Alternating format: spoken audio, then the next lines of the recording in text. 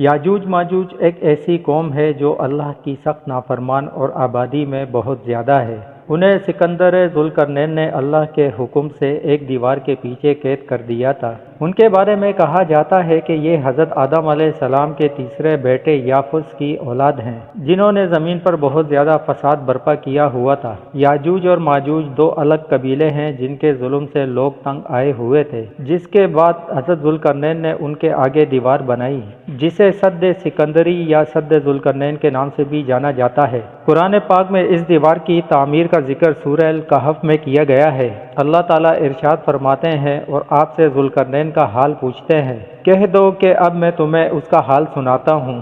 ہم نے اسے زمین میں حکمرانی دی تھی اور اسے ہر طرح کا ساز و سامان دیا تھا، تو اس نے ایک ساز و سامان تیار کیا، یہاں تک کہ جب سورج ڈوبنے کی جگہ پہنچا تو اسے ایک گرم چشمے میں ڈوبتا ہوا پایا، اور وہاں ایک قوم بھی پائی۔ ہم نے کہا، اے ذوالقرنین، یا انہیں سزا دے یا ان سے نیک سلوک کر۔ کہا، ان میں جو ظالم ہے اسے تو ہم سزا ہی دیں گے، پھر وہ اپنے رب کے ہاں لوٹایا جائے گا، پھر وہ اسے اور بھی سخت سزا دے گا، اور جو کوئی ایمان لائے گا اور نیکی کرے گا تو اسے نیک بدلہ ملے گا، اور ہم بھی اپنے معاملے میں اسے آسان ہی حکم دیں گے۔ پھر اس نے ایک ساز و سامان تیار کیا، یہاں تک کہ جب سورج نکلنے کی جگہ پہنچا تو اس نے سورج کو ایک ایسی قوم پر نکلتے ہوئے پایا جس کے لیے ہم نے سورج کے ادھر کوئی آڑ نہیں رکھی تھی، اسی طرح ہی ہے، اور اس کے حال کی پوری خبر ہمارے پاس ہے۔ پھر اس نے ایک ساز و سامان تیار کیا، یہاں تک کہ جب دو پہاڑوں کے درمیان پہنچا، ان دونوں سے اس طرف ایک ایسی قوم کو دیکھا جو بات نہیں سمجھ سکتی تھی۔ انہوں نے کہا کہ اے ذوالقرنین، بے شک یاجوج ماجوج اس ملک میں فساد کرنے والے ہیں، پھر کیا ہم آپ کے لیے کچھ محصول مقرر کر دیں،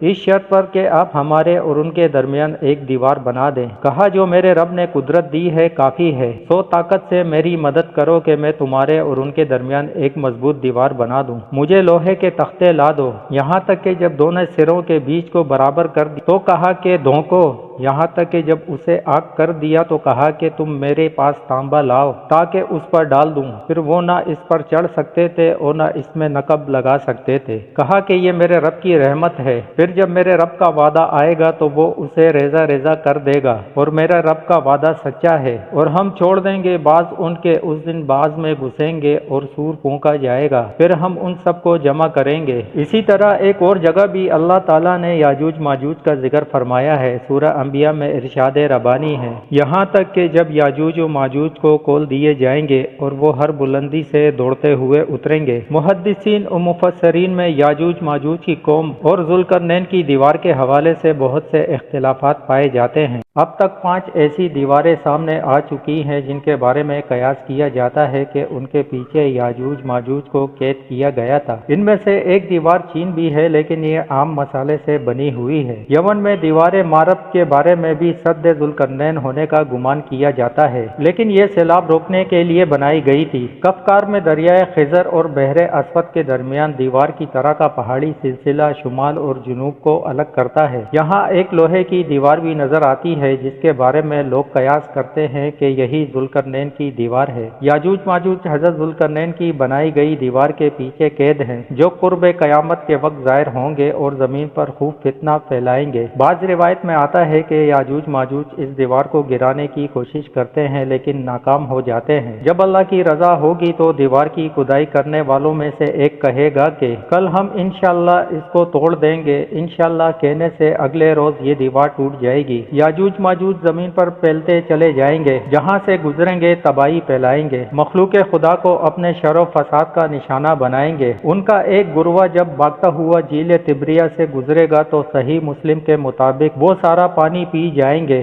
جب آخری گروہ وہاں پہنچے گا تو کہے گا، کبھی یہاں پانی ہوا کرتا تھا۔ بحر تبریہ اسرائیل میں تازہ پانی کی سب سے بڑی جھیل ہے، اس کا ذکر تورات اور انجیل میں بھی آیا ہے۔ حضرت عیسیٰ علیہ السلام نے زندگی کا بڑا حصہ اسی جھیل کے ساحل پر گزارا۔ یہاں سے قتل و غارت کرتے ہوئے یاجوج ماجوج بیت المقدس تک پہنچیں گے اور اعلان کریں گے کہ زمین پر ہمارا قبضہ ہو چکا، اب ہم آسمانوں پر بھی قبضہ کریں گے اور آسمان کی طرف تیر پھینکیں گے۔ جو خون آلود واپس آئیں گے، کوئی ان کا مقابلہ نہ کر پائے گا۔ روایات میں آتا ہے کہ یاجوج ماجوج کی جانب سے آسمان کی جانب پھینکے گئے تیروں پر رب تعالیٰ کی طرف سے خون آن لگے گا اور وہ سمجھیں گے کہ انہوں نے آسمان کو بھی فتح کر لیا ہے۔ ان کا ظہور حضرت عیسیٰ علیہ السلام सलाम के नज़ूल के बाद होगा। याजूज माजूज के फितने के वक्त हज़रत ईसा अलैहिस्सलाम को हुक्म होगा कि वो मुसलमानों को लेकर कोहे तूर पर चले जाएं। जब तूर पहाड़ पर ग़िज़ा की किल्लत पैदा हो जाएगी तो हज़रत ईसा अलैहिस्सलाम याजूज माजूज के लिए बद्दुआ करेंगे, जिसके नतीजे में उनके कानों और गर्दनों में कीड़े पैदा होंगे,